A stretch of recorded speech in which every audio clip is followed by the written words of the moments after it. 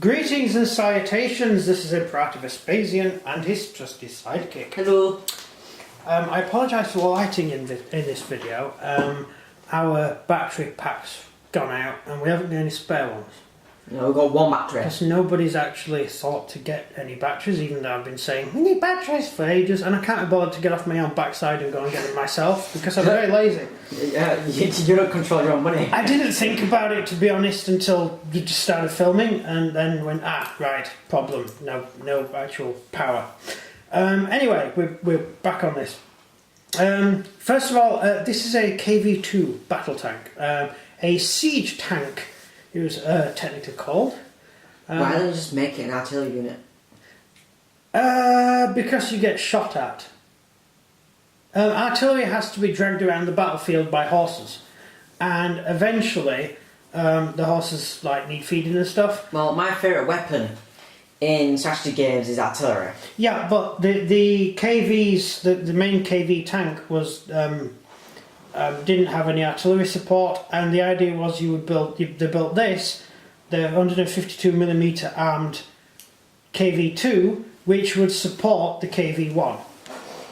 So your KV1s would trundle into battle with their awesome anti-tank gun, blowing things away and being impervious to enemy fire. And if there was a building or anything, then this guy would deal with it. Also, it was a particularly long-range gun that could take out artillery. The only thing that could really kill a KV was heavy artillery, and so this guy could fire back. That's the idea. The Russian army was built to attack, not to defend. So the Russian army was all built around advancing, which is why they did so badly when it came to defending. They simply weren't designed to do that.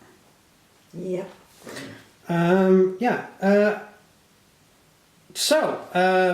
The tank is armed with a 152mm gun. It has a forward machine gun in the hull and a machine gun at the rear, which fires backwards. Alternatively, you swap the turret round and it now has two forward firing machine guns. So that's useful. So, what do you think? Looks like an artillery set. Yeah, it's basically a huge a huge howitzer mounted in a tank. At the time, the biggest howitzer mounted in a tank. I'm getting broke down quite a lot. Yeah, it's a KV. Yeah, massive amounts of breaking down. The French had actually already come up with the idea of putting a howitzer in the hull of a normal tank. The Char, I think, the Char B had a howitzer in the hull and an anti-tank gun on the roof. How come no normal names for tanks ever? There's always some sort of weird name, unlike the British who just had Panzer. And we had a tank called Churchill. The Germans had Panzers. Panzer is tank in Germany. Yeah, we used them as well. No, we didn't. No, we did. When we went into Germany, killed a bunch of Germans, and nicked the tanks. No, we never used German tanks. What about the French? Did they use German tanks? Yeah, they used. I know the Russians did. Yeah, they bought them off. aircraft. Yeah, early. Yeah, and aircraft as well. And they used our stuff and they used American stuff. They used our stuff. God, we have tank. Well, they had to because the French were living in Britain at the time. They couldn't live in France anymore. The French at the time were waving the wrong coloured flag. So no, that one family that dodgy family down the street was waving the wrong coloured flag. Yeah, the dodgy. Yeah, what a bad day. The Soviets are coming. Great, put the flags out. Oh, the Soviets aren't coming. Oh. Yeah. A load of Gestapo stood outside the house going, "That's a very strange red flag you have hanging outside your house, sir." I'm not a communist, honest. Yeah, where's the flag come from? That's what I want to know. Was there someone quietly making them? I think he was a spy. Yeah, that was a really bad day. We were always suspicious about that family. Yeah. They always looked a little bit red. Well, they were after anyway. They always had a hammer and sickle sometimes. Yeah, just the way they put the hammer and sickle on it. Yeah. It was always on the kitchen table for some reason, which also had a red outline. I don't know why. Yeah. Don't under any circumstances hang out with people who have the wrong coloured flags because it gets you into trouble. Anyway, so the KV is basically a super heavy tank with a 152mm gun. In bolt action, that means it's got the most powerful gun you can have in the game.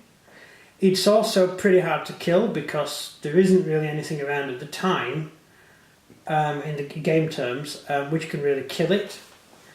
Your best chance is to drop bombs on it. Probably the best thing to do. It hasn't got anti-aircraft guns, so dropping bombs might be a good idea. Yeah?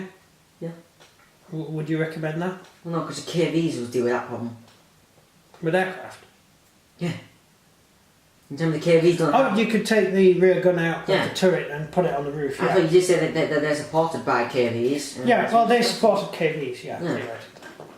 It would be wise to stick a anti-turret, anti-aircraft gun on it, of course, just in case you lose your KVs. I think it would just take so long to climb onto the roof. By the time you got there, it's such a long journey. The Germans have already bombed you. Well, you're not going to have... You just get an extra crew member. I think everyone has a job. Yeah. Usually they would take the rear gun out, not on this tank, but on the KV. They would take the gun out of there and mount it on the roof. Not the KV2. They didn't do that with that. There was no attachment on the roof to fix a machine gun. But the KV certainly, they did that with KVs. Yeah. Yeah, I think we've said this in videos before. Often when you see tanks with guns on the roof, it doesn't come with the tank. It's actually one of the internal guns they've taken out and put on the roof. Because they can move guns from place to place.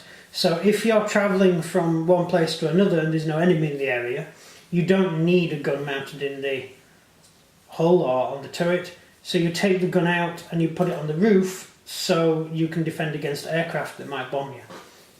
And then when you're in actual combat... Like fields and stuff. Yeah. And then when you're in actual combat, you're going to take the gun off the roof and put it inside the tank where it's safe and then close the tank up. You don't want a man hanging out of the turret machine gunning people when there's grenades been thrown at your tank. It's the best way of getting killed, really. Yeah. Although the British very seldom buttoned up. The British operated with turrets open. It's not going to help anyway. Go with tankettes. That's true, we were in tankettes. Which is the multi-turreted British tank? The A9. The A9, when that fired its guns, it would fill the entire tank with fumes. Because there was no ventilation system. So you had to have all the turrets and hatches open as you drove around. You had to wear a gas mask as well, just in case. Yeah, literally. So you had to have all the doors and everything open, which meant your awesome tank is now basically a colander. And any German we're here just fire a pistol into the tank. That's not represented in bolt action rules. Bolt action rule system is too generic. Too basic. It's too generic, yeah. It's a very, very simple rule system. So anyone can play it, and it's very versatile. What are you trying to say about people? It's a very versatile rule system, but there are certain minutiae of reality which are not represented in the rules because you can't. They won't work. No, it wouldn't. That's like playing against a computer machine that has its own randomising machine. Yeah, it is just too complex to put it into the rules. But that's reality. Yeah, so that's the KV. I don't think we've got anything else to say about it, have we? No. Any questions? Yeah, I don't know. Didn't have any questions? Yeah, we didn't. Oh, were they good questions? I got another one. What? About tracks, how many, did they have lots of wheels like the KV1? Yes. Or did they have it like the Moving Fortress T-34? No, it is identical to the KV1, just the turret is different. That is the only difference. The turrets still broke down though. The turrets were actually interchangeable. But when I weigh like a ton. Yeah, yeah. So wouldn't they just break down anyway? Yeah, they did. They broke down constantly. You should have built a bigger tank so you could fit a gun like that on. That's like getting a naval gun and sticking it on your tank. It was a stopgap. It was basically a way of making tanks, giving fire support to heavy tanks for deep penetration tactics. The idea, you know how the Soviet attacks worked. You send in your infantry first, then you send in your tanks, then you send in your heavy tanks. Yeah. Your siege tanks. And your siege tanks just crush everything before them. However, you cannot send artillery in with siege tanks, and sometimes you need something to take out a pillbox. And an anti-tank gun is not going to take out a pillbox. No, you need a sniper or one of them. You need something like this. You need that huge gun which will destroy masonry. So if there's a pillbox there with an anti-tank gun in it, you fire this gun at it and the pillbox ceases to exist. That's what it's for. The shells it fired were actually armoured piercing, not high explosive. But it was a special type of armoured piercing, and it was for destroying buildings. It had a sort of tip that would make it penetrate the building, then it would explode, and then it was a high explosive. But it had already got into the armour and it would smash the pillbox to pieces. Or the building, the house. Yeah. So firing against a tank, it would be just as good as firing an anti-tank gun. So it was a good gun. But again, in bolt action, it's a howitzer. Or howitzers are howitzers. Yeah. But that's just how the rules work. So, any more questions? No. No, that's boring, isn't it? As with all tanks, I've covered it in mud. Just thought I'd add that bit. I don't like people with clean tanks. I find it annoying when people have clean figures. Like all the Napoleonic stuff we're doing, I've covered everyone in mud. I don't like pristine Napoleonic figures. I find it really annoying when you see a Napoleonic battlefield. And Yeah, it's as if they get a new pair of clothing every day. Yeah, they're painting them all lovely and shiny and gorgeous. But in reality, these dudes have been marching through mud for 3 months and they've been shot at and their mate died next to them and sprayed them with blood. They're not clean. They smell quite bad as well. They're stinky people. You could probably smell the French coming. Actually, you could probably smell the English coming as well, so it's not a racist thing. You can probably smell British smell, then you can smell the French. You can smell the Scots. Because you can smell the French, the French because they've been marching for a while, and you can smell the British because we're basically putting ourselves over the French about to kill us all. Actually, the British are mostly drunk. There you go then. If you're smelling the alcohol nearby, Yeah, there's a and British nearby. we smoked a huge amount. In the Napoleonic period, the British smoked huge amounts. And the Wellington actually saw to it that the troops managed to get their tobacco rather than the food, because he knew tobacco was more important. So you would actually smell the British by this whiff of tobacco coming across the battlefield, because the British smoked all the time.